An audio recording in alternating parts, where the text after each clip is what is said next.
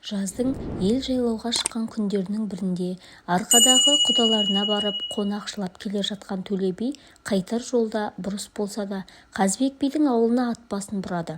Жанындағы жолдастарымен Қазыбектің ордасына келіп сөйлес қылғанда ауылдас ағайынның дауына билік айтып отырған Қазыбек біреуің шығып жолаушының жөнін біліңдер депті.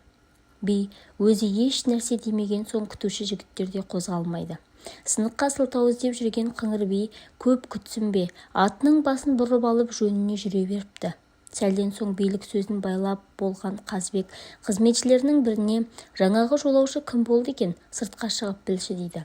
Бұл кезде Төле би атын жай бастырып ауылдан дауыс жетерлік жер ғана ұзап кеткен екен. Бидің қызметшілерінің бірі белдеуге байлаулы тұрған аттардың біріне міне салып қуып жетіп, Төле биді танып алдынан шығып, атынан түсе салып сәлем береді. Төле би ата, біздің би үйде, ордаға жүріңіз деп шылбырына жармасады. Жоқ, біздің жолымыз алыс, біз барған жерімізге қайтып барып жүре алмаймыз деп атын тебініп қалады да Төле жолдастарына ал кеттік деп жүре береді. Қызметші ордаға қайтып келгенде Қазыбек жігітін сөйлетпей-ақ, біліп едім Төленің бұрылмасын, бізден қателік болды, бергі ауылдардың біреуіме деп қапы қалғаным-ай, ол екі айтпайтын, айтқанынан қайтпайтын Төле ғой, енді ол менің бұл қылығымды кез келген жерде бетіме басады-ау деп шын қынжылып өкініп қалады. Сонда әкесінің тізесіне басын сүйеп, әңгіме тыңдап жатқан 8 жасар жол жақсы бала, үй ішіндегілер бір сәт дағдарып қалғанда басын көтеріп алып, осы үйдегі атамның ала тайын дәл қазір ұстап, ерттеп мен ол қисық шалды алдыма салып, сатырлатып қуып келейін дейді. Бала ала таймен Төле би тобының қарсы алдынан шыға келеді.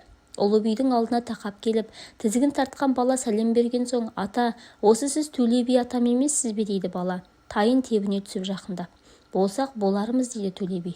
Қозысы құрсын, кешке дейін бір тауып алармын, сіз кездесе қалсаңыз сұрап алармын деп жүрген 3 сұрағым бар еді. Сұрасам жауап бересіз бе дейді бала. Сұрай ғой дейді би. Бірінші сұрағым ағайын арасының аласы туралы. Ағайын адамдар араздасып, бірі-біріне ренжісіп жүреді. Олардың өкпесі немен тарайды дейді.